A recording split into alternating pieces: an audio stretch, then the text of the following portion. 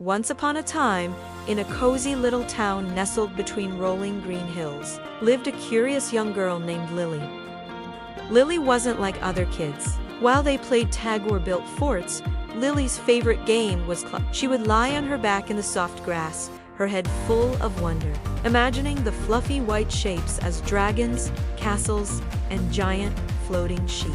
One sunny afternoon, a particularly puffy cloud drifted lazily overhead. It was shaped just like a friendly rabbit with long, floppy ears.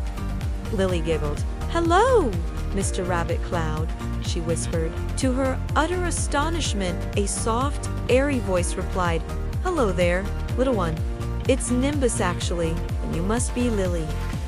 Lily sat up so fast she almost tumbled over. She blinked, rubbed her eyes, and looked again.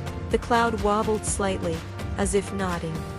You can talk," she stammered, her heart thumping like a drum.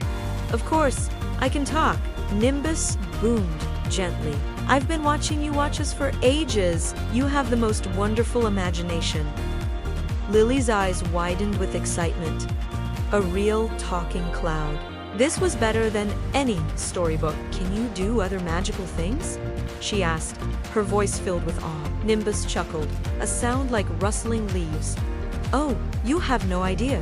How would you like to come on an adventure? A real one."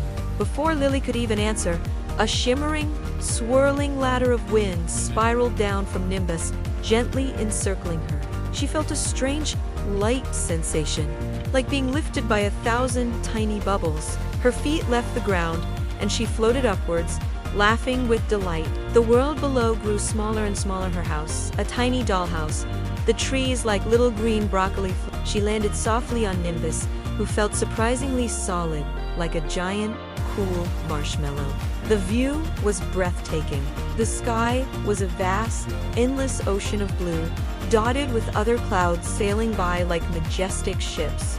"Welcome to my home," Nimbus said warmly. "Ready for your first lesson in cloud magic?" Lily nodded eagerly. "First," Nimbus explained, "we learn to ride the wind."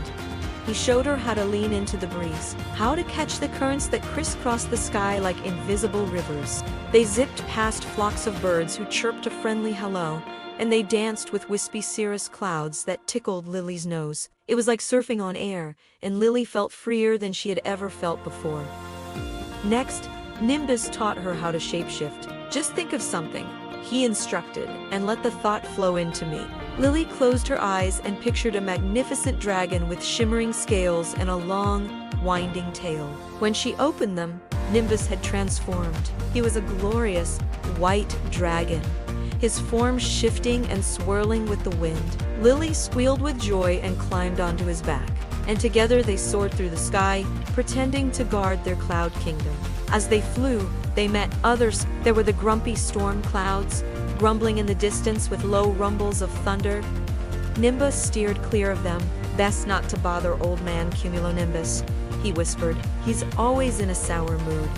They also met the mischievous little cloudlets, who loved to play hide-and-seek among the bigger clouds, their giggles sounding like the tinkling of tiny bells. But their adventure wasn't just fun and games. Nimbus showed Lily the important work that clouds do. They glided over a patch of dry, thirsty farmland.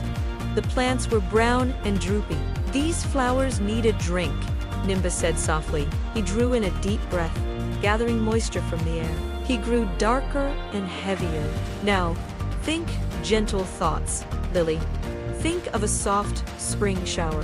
Lily closed her eyes and imagined tiny, sparkling raindrops falling from the sky, kissing the petals of the thirsty flowers. As she did, a gentle rain began to fall from Nimbus, pattering softly onto the fields below. They watched as the plants perked up, their leaves turning a vibrant green. The flowers lifted their heads, as if to say, "Thank you." Lily felt a warm glow inside her. She had helped make something beautiful happen. As the sun began to set, painting the sky in brilliant shades of orange, pink, and purple, Nimbus grew quiet. "It's almost time for you to go home, Lily," he said, his voice tinged with sadness. "But our adventure isn't quite over." He flew towards the setting sun, taking them to a place Lily had only ever dreamed of, the rainbow's end. It was more beautiful than she could have ever imagined. A massive, shimmering arc of color stretched across the sky, so close she could almost touch it. The air hummed with a magical energy. Every color holds a different kind of happiness, Nimbus explained. Red is the joy of adventure. Yellow is the warmth of friendship. And blue is the peace of a quiet moment. He dipped a piece of himself into the rainbow, and for a moment, he shimmered with all the colors. I have a gift for you, Nimbus said, so you'll never forget our adventure. A tiny, fluffy piece of Nimbus detached itself and floated into Lily's hands. It glowed with a soft, warm light. This is a dream cloud, he explained. Whenever you feel lonely or need a friend, just hold it tight, and I'll be there in your dreams. The swirling ladder of wind appeared again, ready to take her back down. Lily hugged Nimbus tightly, her face buried in his soft, cool mist. I'll miss you, she whispered. I'll miss you too, Lily Nimbus replied. But don't be sad. Just look up. I'll always be here, watching over you. And we'll have many more adventures, I promise. Lily floated gently back down to her garden, landing on the soft grass just as the first star of the evening began to twinkle. She clutched the little dream cloud in her hand. It felt warm and pulsed with a gentle light, a tiny piece of the sky she could keep forever. From that day on, Lily was different. She still loved watching the clouds, but now she watched them with a secret smile. She knew that up there, among the fluffy white shapes, was her friend Nimbus, waiting for their next adventure. And every night, she held her dream cloud tight, and they would soar through skies of wonder, painting rainbows and dancing with the stars. She learned that magic isn't just in faraway lands or ancient books. Sometimes, it's right above your head, waiting for you to simply look up and say hello. Thank you for watching. Don't forget to like and subscribe for more magical stories.